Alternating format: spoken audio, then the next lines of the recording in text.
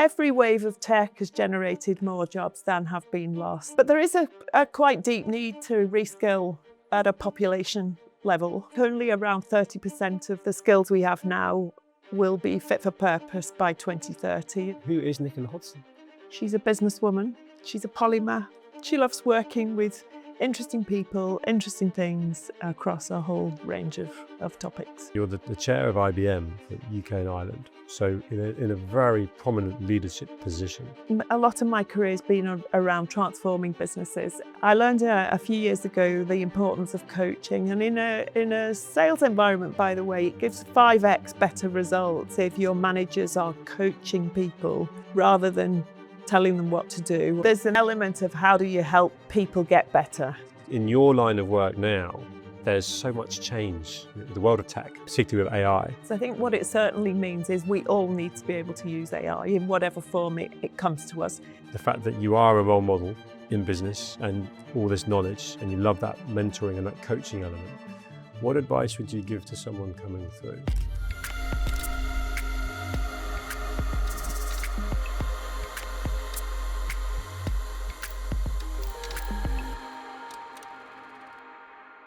Sorry to interrupt. I've never asked this before, but if you can subscribe and follow, that will allow me to keep bringing extraordinary guests onto the show. Now let's get back to it. Who is Nicola Hodson? She is a mother, a daughter, a wife. She is energetic and curious. She is a mindful soul. She loves working with people. She's a businesswoman. She's a polymath. She will spend her life learning and enjoying that. And she loves working with interesting people, interesting things across a whole range of topics. That means we'll get on very well. And I love the fact that in the world of business, that merging of people and that intersection, which people buy people, people get on with people. Yeah. That's a key part of probably what we can spend time talking about, and connected by someone that understands that so well, Steve Tappin. Yeah. All about leadership and that awareness.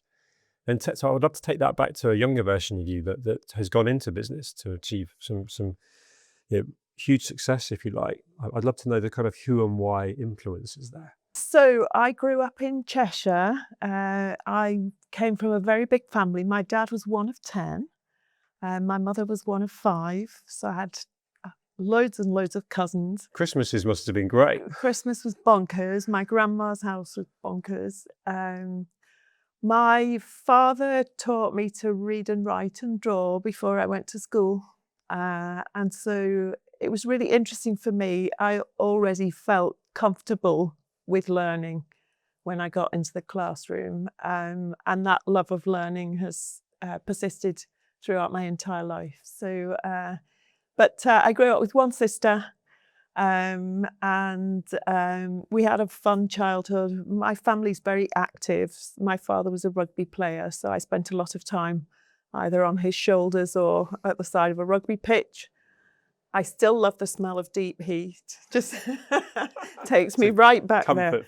It's smell. A comfort smell. And so that was my childhood. My parents were deep believers in education, even though they both left school straight after secondary school themselves. But they kindly supported us to go to a grammar school, to an independent school, so they had to save to pay for that. And my dad was just a big proponent of get as much education as you can, and then make the most of your life, and that stood me in good stead.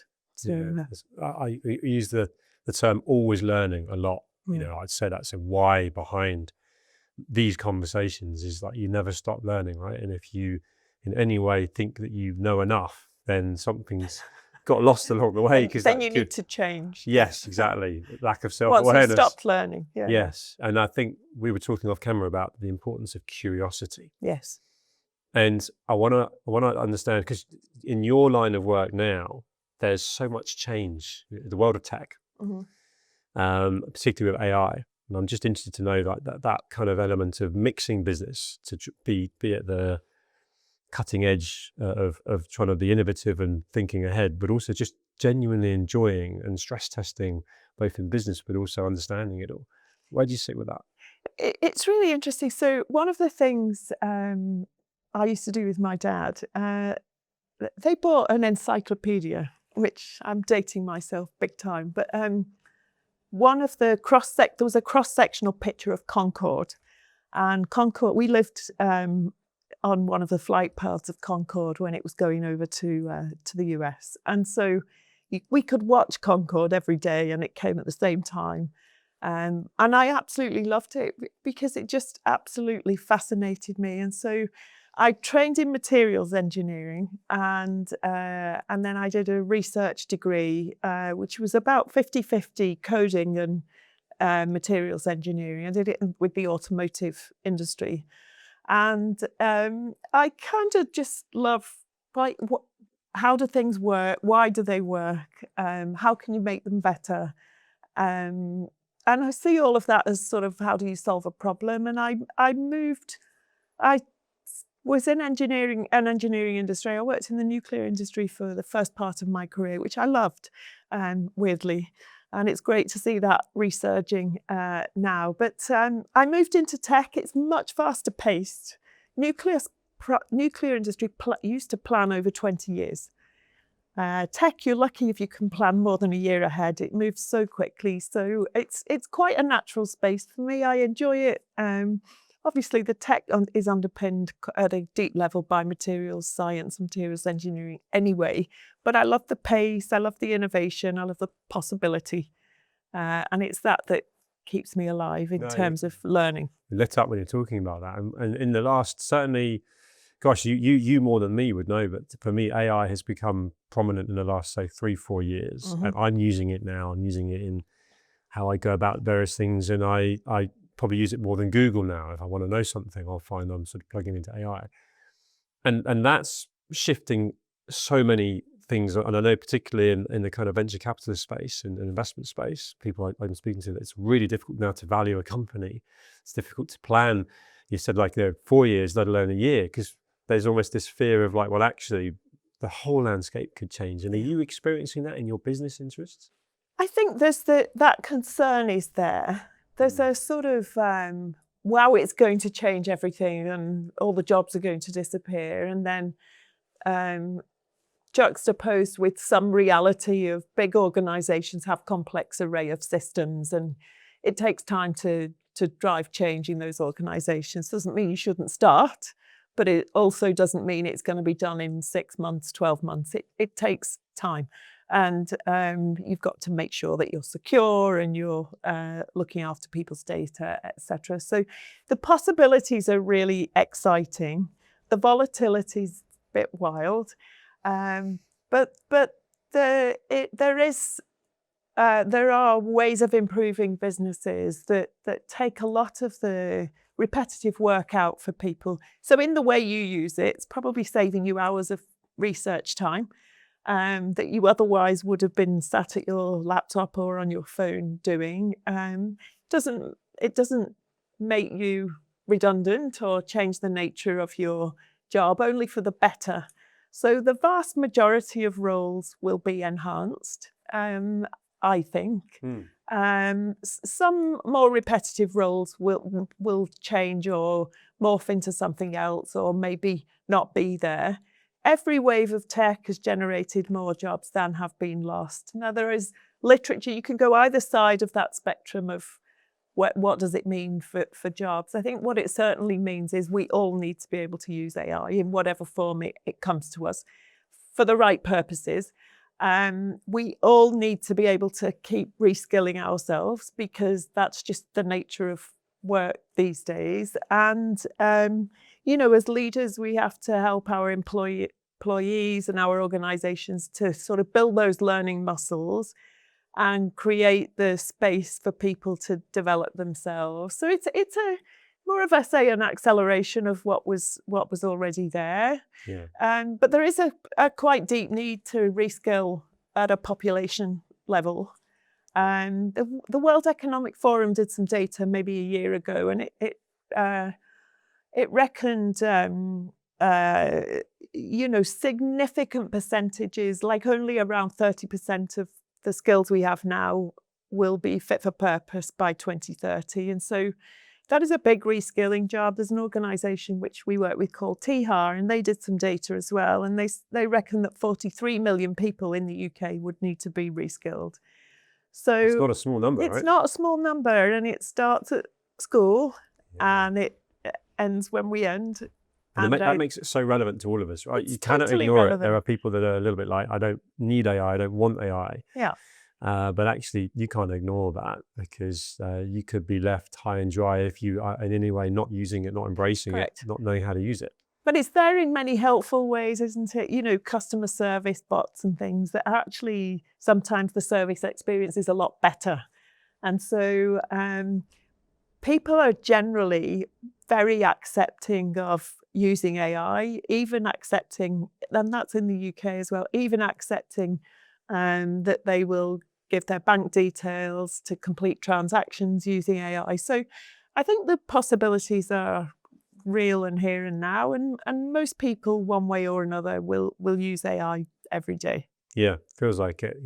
My 14 and 16-year-old daughters are using it probably more than they should for homework and so on, but it's building the habit early, isn't it? That's the point. And the kids coming through now, the next generation, will have a friendly AI that will be a mate that you could argue we'd have loved to have had growing up. With loneliness is talked about a lot in the mental health space, in the sort of startup world of business, where entrepreneurs are facing a whole like, who do I speak to? I feel so alone with this. Well, actually, you can draw on unbelievable knowledge and experience from an AI point of view to pull the algorithm. Yes, and you have to be very conscious of where are the sources coming from. 100%.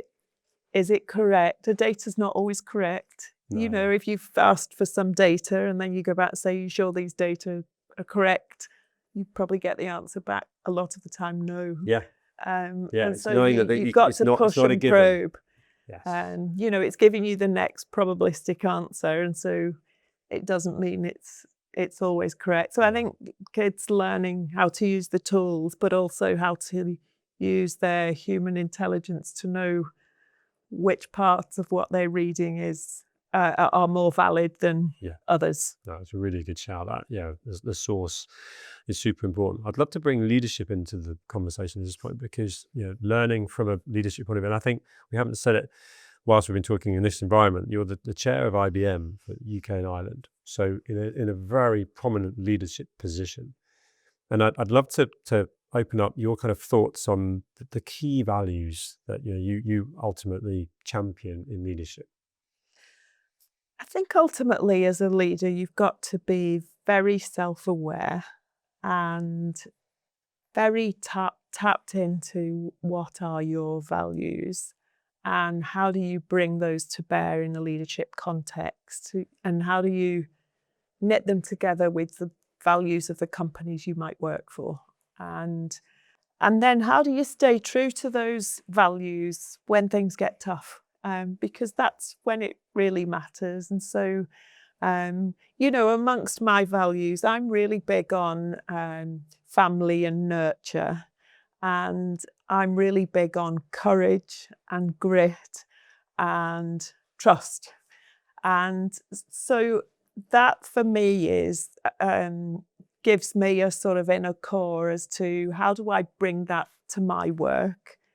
If I'm staying true to my values, then I'm acting with my level of integrity that's important to me, and I'm treating people in ways I would like to be treated myself, and I'm being nurturing and caring when I, alongside obviously all the other things like delivering results and making sure your business is on the right footing, making sure you're looking after today's numbers and the future, but also staying true to who you are, and making sure that comes across. And what's really, really interesting is, over the years, I've been in tech for more than 2 decades now, and some of the relationships you make persist for decades.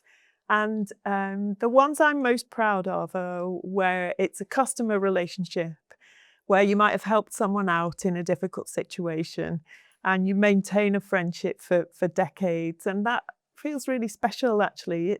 And that's not built on, it is built on the fact that you help them out, but you help them out because you've got some core values that you want to make sure live in those relationships and live on once the immediate issue has passed.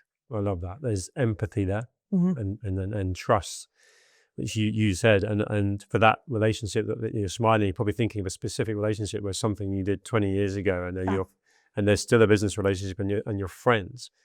And I think for me to ask you about leadership and say that you are the chair of IBM, a global, well-known business, but you to bring up self-awareness, empathy, trust. I love that, because you've not mentioned numbers, you've not mentioned stats and milestones. It's people, it's relationships. It's really important that, and that's that. I in my much smaller environment of my business interests and so on, people say, "How did you and why did you start the podcast?" I'm interested in people. I want to learn from people, and that's so important. But the thing is, the numbers go without saying, right? If you're in a leadership position, you have to perform first and foremost. That's the survival criterion in the worst case, and the way you thrive and your team thrives in the best case. But if you want the best out of people, you have to create the conditions where they can be themselves, where they can be relaxed enough to be creative. And if you as a leader can create that space for them, then you're going to get the best out of them, because you know what it's like when we're under stress and pressure, not as resourceful, the brain doesn't work as well, the body's all tense. And when business is challenging, that's when you need people to be at their most creative. And so it's really important, I feel, to my leadership anyway, that I can maintain those conditions for people, even when they're up against it, so that they can stay free and flexible to perform at their best. That's brilliant. So effectively your role is almost like making sure that the environment of the team and having the awareness to be able to spot he's under pressure, that team's underperforming, why, and then you immerse yourself into that to then make that environment better. Mm-hmm. And what about you personally? And I mean that humanizing Nicola. So you're super relaxed, by the way, to be with, and an absolute pleasure to speak with. And there's a lovely low tempo to you, but I get the feeling that when you need to, you can turn that up and you can crank that up to meet the pressure, if you like. But what do you do to de-stress from what can be a stressful environment? What works for you? Look, I set myself a bar that I set for everyone else, which is pretty high. So I expect myself to perform at my best, and to do that, I'm super aware that I need to be very tuned in to when I'm not at my best and to know when to intervene. So I wear my Aura ring.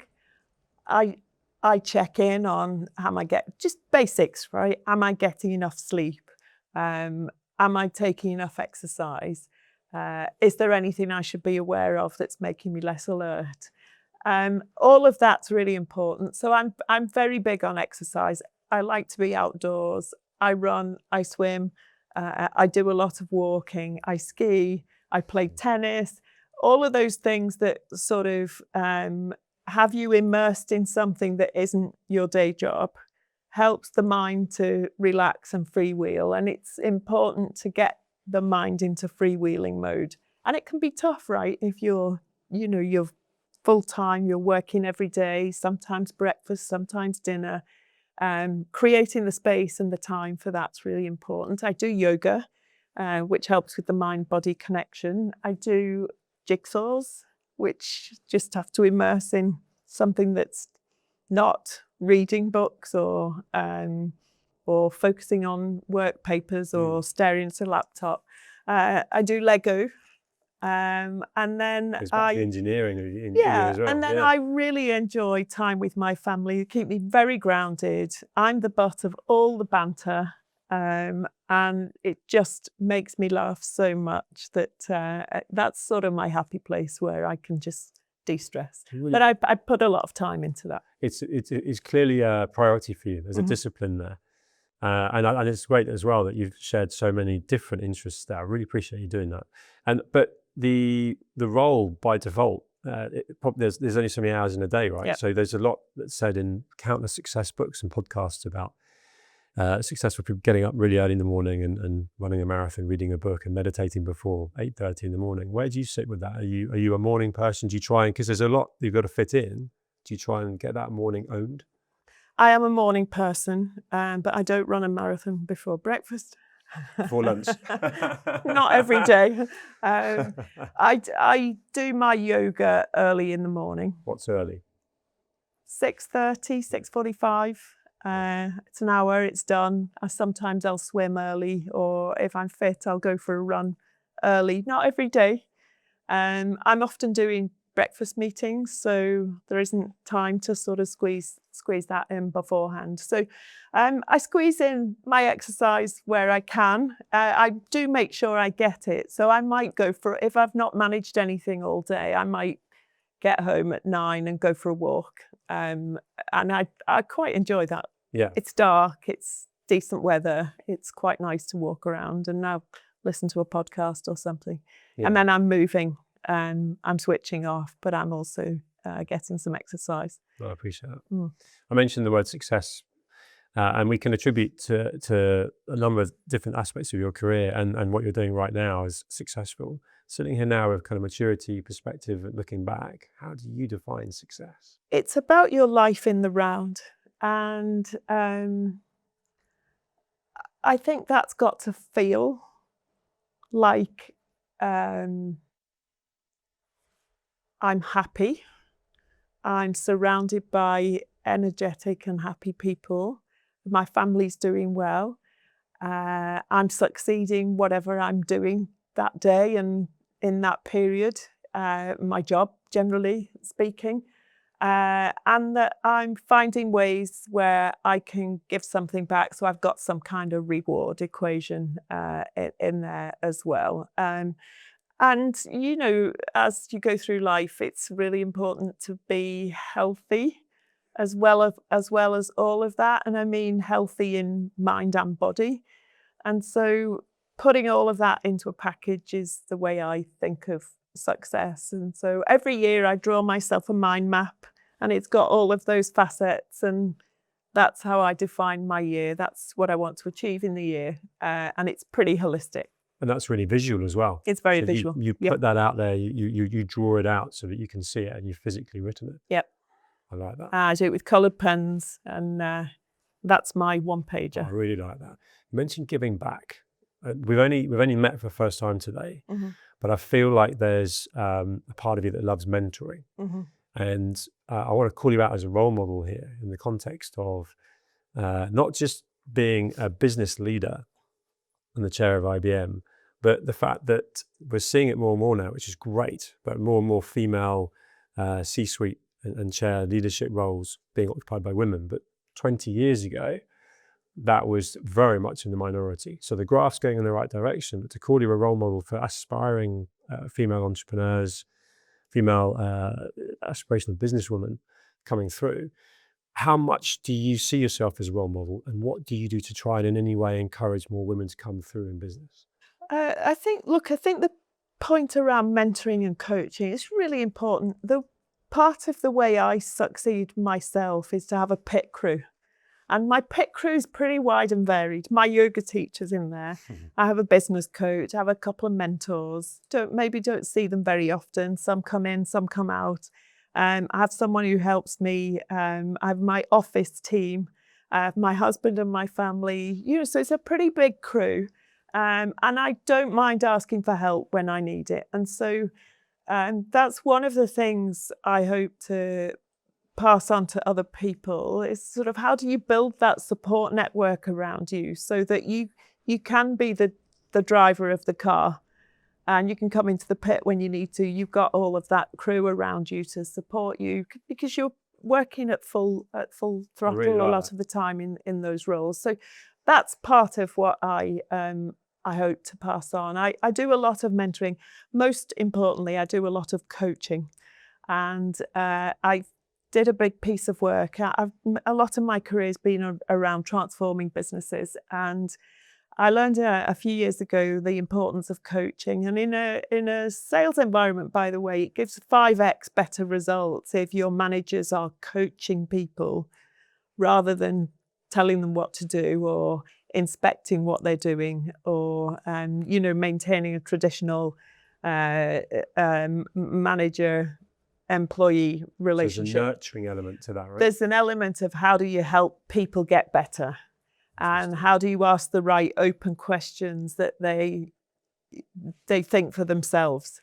Otherwise, you're just telling them what to do or giving the benefit of your experience, and it doesn't necessarily fit because scenarios are specific. And so a lot of that is about how do you help your managers to become better coaches, and then as an individual yourself, what can you do to coach other people and help them to become their best? Yes. And that has massive impact on business performance, by the way, massive impact on personal performance, but also leaves people stronger coming out of it. And it's quite energizing for someone to be in that kind of conversation because they've come up with their own way forward. And there's an They empowerment go away there, and isn't try there? it. Yeah. Yeah, I mean, if it's done for you, you could relate this to parenting as well. I was Totally. just thinking, yeah, if you just keep doing it for your kids, they're not going to learn. Whereas actually and then the empowerment, the fulfillment, and the confidence, that's the word, that comes from me. They're happy. It's harder as a parent, right, to back off and... Yeah, what's the expression? Helicopter parenting. It's a conversation I have with my wife quite a few times where don't do it for them. And then the next minute you're doing it on something else. And there's this whole but it's an interesting one because having probably done a bit of that when they were younger to now be the ages they are, actually the moment you back off, they are happier kids for it. Yeah. And they need to be because they're coming into adulthood. Yeah. I think one of the best things you can give them is resourcefulness. Yes. Is the world's a changing place, as we talked. It's moving pretty fast. And, as long as you're resourceful in that scenario, you're willing to learn, you bring some compassion and kindness. You need all the smarts and stuff as well going on. But there are some of those core people skills that remain important throughout life, and that I think it's important they get. Definitely. Relating that to you, actually, so you kindly mentioned about the various sports, you do the jigsaw puzzles, which like engineering brain can, you absorb yourself in it. I know that last time I did a jigsaw puzzle was at Christmas time and we're filming, in the summer now, but the way that I forgot about everything else around me and just wrapped myself around this puzzle, I loved it.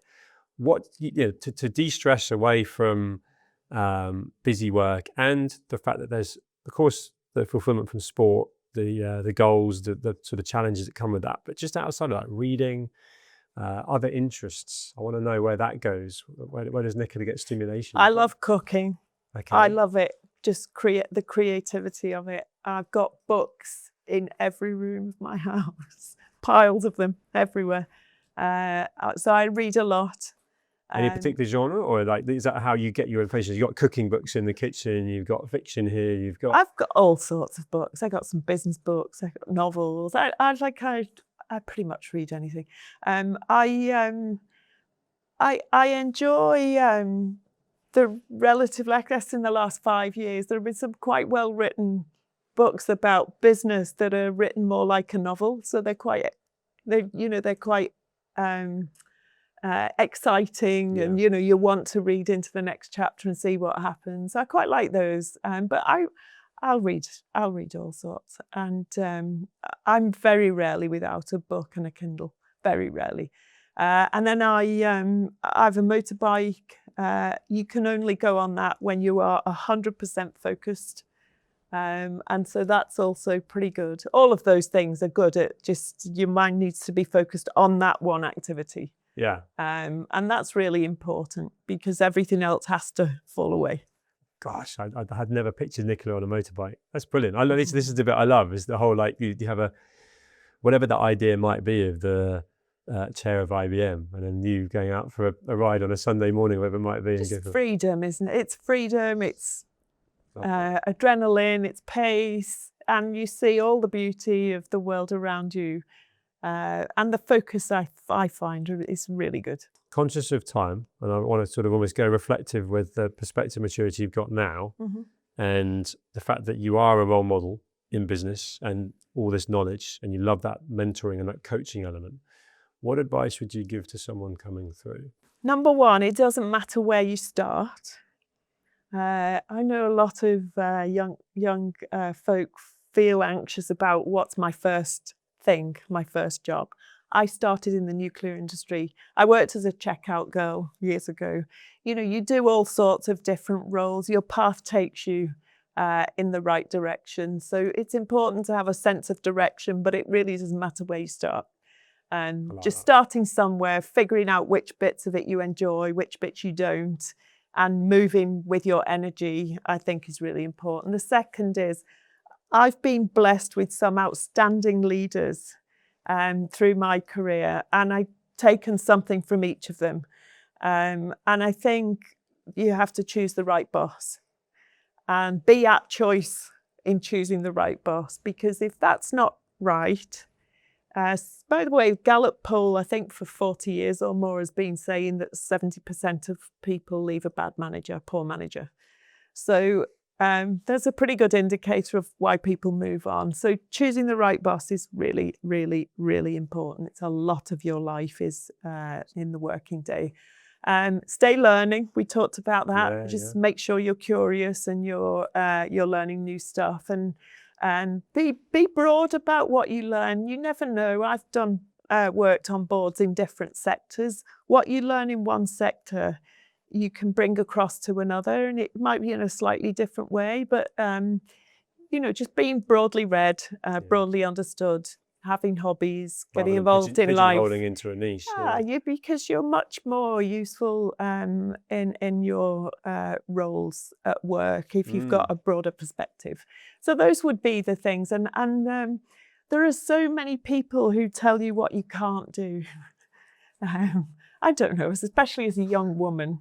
When I was coming up, maybe it's different now. I have a house full of boys, so I can't comment much on what it's like for young women. But people told me throughout my career what I couldn't do.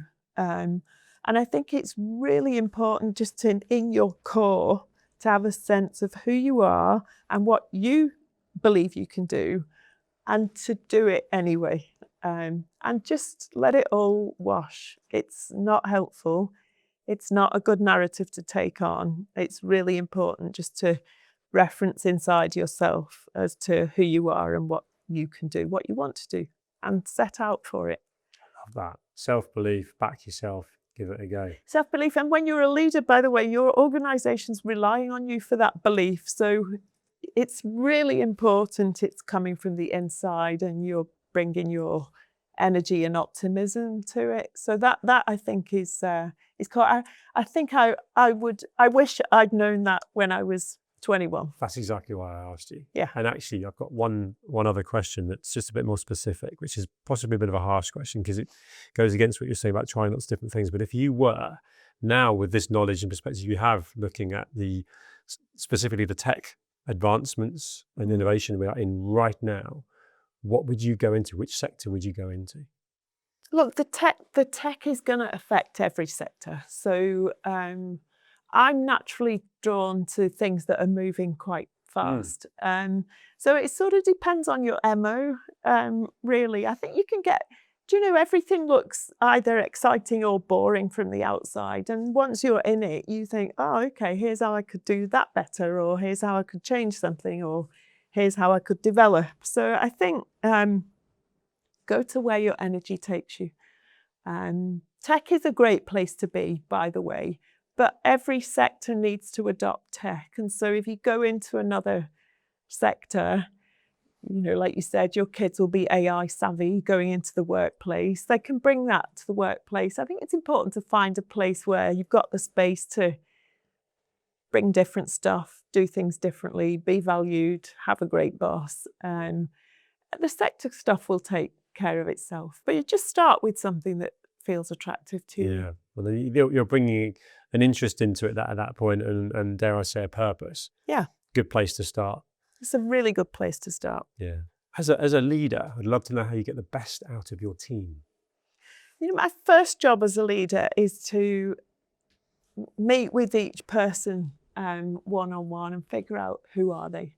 The smart ones, by the way, will come and tell you without you asking. But not everyone does that. And so I'm first and foremost interested in who are you? What are you all about? Why do you come to work? Why do you come to work here?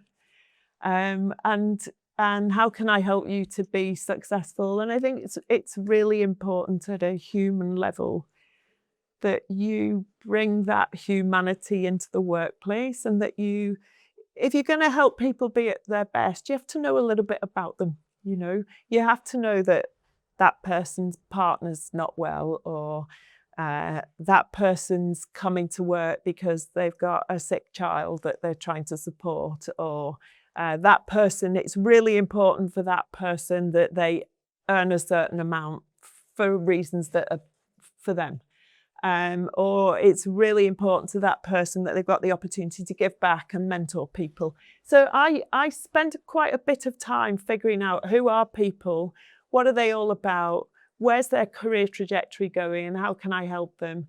And then setting the bar, like we said, in the right place, and creating the space for them to perform. So mostly people will say to me, you set a really high bar, you help me to be better, and you show me the way to get there when I'm stuck. And that for me is, or you help me find the way to get there when I'm stuck. That for me is really important. So I like those relationships. I think they're massively important. And that's, I think, part of how I get the best from people. It's brilliant to share. It goes back to the always asking the questions and being curious. And that can change as well, can't you? So I imagine what you're really good at is just constantly checking in, because I remember a good friend of mine who was best man at my wedding and was working at the Bank of England at the time, going into COVID, to lockdown. Yeah. And he said the thing that now I don't have is the finger on the pulse of it's the water cooler conversation, where you could instantly tell that she's not right, he's not right. Yeah. Now we're all on a grid of Zoom or Teams calls, and people you can't see past just the little image of. No. He couldn't get into his team. And you don't know what circumstances people have at home. And so during COVID, I was at with my former employer, I was at Microsoft. I had a global team, and I was we did a system of, you do your weekly catch up with everyone one-to-one, but we did a separate one-to-one, 15 minutes, very fast, like what's going on for you. No business, just what's going on in your life, how are you coping, what help do you need? And it was really interesting, because you learn more about that.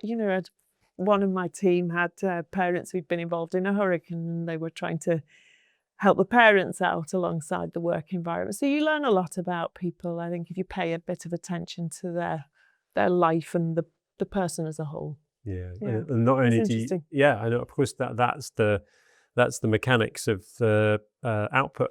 So if you've got that cohesion and everyone working together, then which is what you're ultimately delivering, the results, the stats, the revenues, and a sense of community, of something we're all working on together. Yes. But we're all individuals as well. That's invaluable to share that.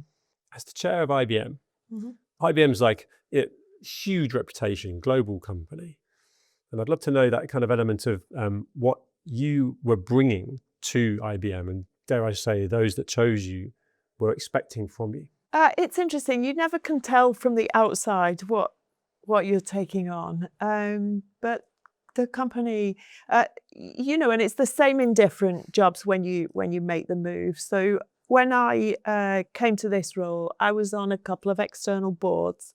I was a deputy president of Tech UK, the industry body. So to an extent, you're bringing a wide perspective. a good degree of contact in the marketplace with both customers and partners. And you're bringing the experience you've had at transforming businesses. So the golden thread through my career is about transforming businesses, and that's pretty much what I've done in every incarnation. So partly that's what you're bringing as well. But when you go into any situation, be it this UK business or any other one, you have to go in without judgment and preconceptions. You have to, this is my view anyway, you have to go in and listen, because people have been around there for a long time, oftentimes, so they know way more than you do. You have to figure out how to get things done. You have to figure out what are the main things that are going to get in the way of success, and how do you move through those. So I focused on a few things, like the business had changed a lot, so bringing it back into the market with a building presence, making sure that key customers and partners knew what today's IBM was all about, making sure that you build strong relationships with key customers, making sure that you're generating excitement and awareness with new customers, and then spending proper time with the leadership team and making sure that you have a proper connection together in terms of where are you going as a team?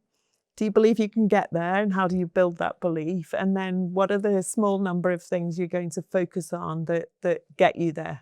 And just really building that cohesive team. So those are the things I think in any of the roles I've moved into that I've really focused on. But you know, in a tech environment, you just have to move quite quickly.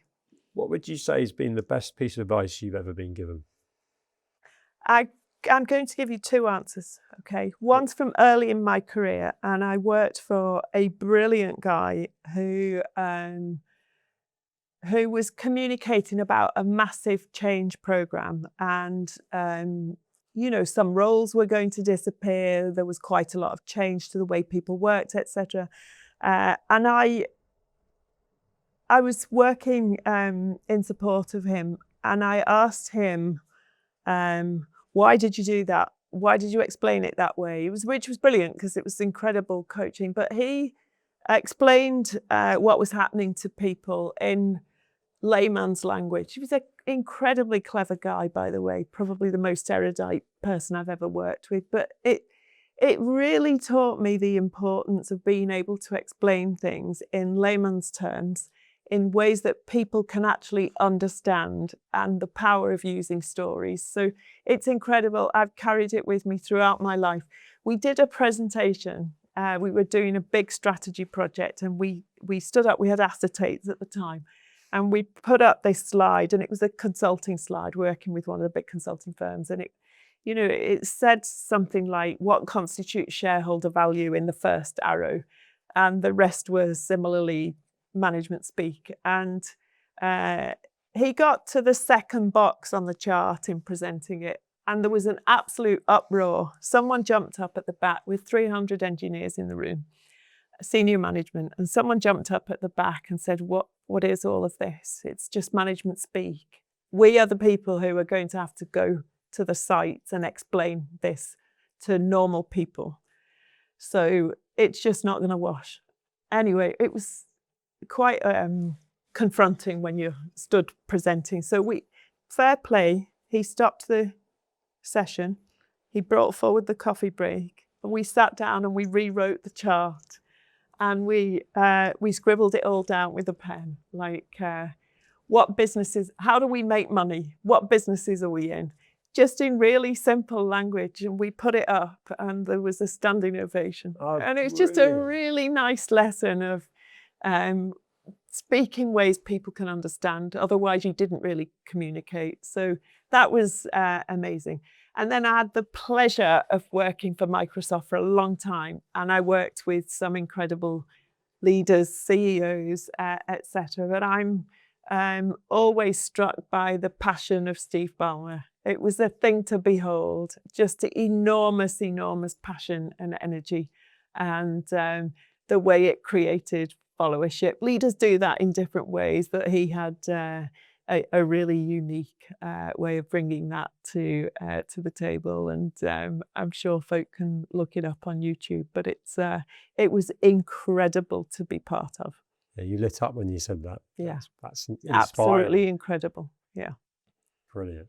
And Satya Nadella's done a brilliant job as a leader in a different way, also inspiring, also creating followership. So I think you bring your own secret sauce. Yes. But they're just two examples that they've really stuck with me. I know you love your reading. I know it's multifaceted, but in terms of the kind of the business self-development side of things, that particularly from a leadership point of view, what are the best books you've read? I always go back to the Jim Collins books. And he's just written a new one about legacy. But I love his books because there's big value placed on leaders who fail and how they can be the best leaders you have. So there are some really good principles in there about sustained performance, which I love. There's a book by Robert E. Quinn.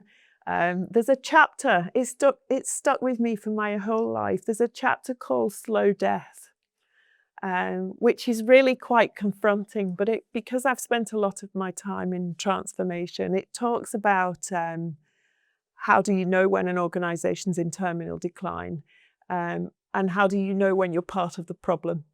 And so I always hold really dear to myself what things to look for, but also in myself, if I feel negative or start talking in negative ways, that's the time for me to change. Otherwise, you're in a slow death, and that's not a good thing to collude with. That's powerful. So they're my things. And then I loved Katie Prescott's book about Mike Lynch. I love some of these sort of more recent business books that are a bit more, written as novels. Yeah. There are lots of them. They're fantastic. Yeah, that's good. Oh, brilliant. I love learning from people I'm interested in, and that you can already learn from as an individual how you've been stimulated from learning from other people. So they'll go. And then I read a lot in health and wellness as well. Yeah. Joe Dispenza, amongst many others. They're sort of my go-to books as well. I'm fascinated by the whole mind-body connection, and me too. How you learn and develop. That's probably where my legacy will be, more in that space. Interesting. So do you know Liz Earle? Yes. Yeah. I mean, I don't know Liz Earle. Well, the longevity piece is interesting though. Brand. So Jim Mellon, who's the world's biggest investor in longevity, does something called the Longevity Forum, which brings some really interesting people together. It feels like that's something that maybe I could introduce you to. Yeah, sounds good. I went to one in London. It wasn't that one. He travels around at the weekend, but it was that I'm definitely interested in that space. I'll remember this. Yeah. And Jim and a lot of the people around them are good people to know. You never know when they're useful. Fantastic. And Liz did a talk 2 years ago that led to, obviously I met her, and then I met her for a few other things, and she filmed only a few months ago. And that kind of living better for longer. Yes. Is super interesting. Yeah, exactly. Mitochondria and the whole thing there. She really opened up my eyes to quite a lot of stuff. And so I've done quite a few health retreats. And so I'm super fascinated in that space. And the possibility of tech and bringing that together with health, I think is so untapped. Well, I called you out as a role model. I think you're awesome, Nicola. I said to you I would learn from you, and I have. Thank you for making time in what I know is a really busy schedule as well. Thank and you I also so know much. you were a little bit nervous about this. I hope you've enjoyed it. I've really enjoyed it. Thank you. It's good to chat. It's good to reflect, and it's good to pass something on. Oh, well, thank you. Appreciate it. No, I appreciate you. Thank you.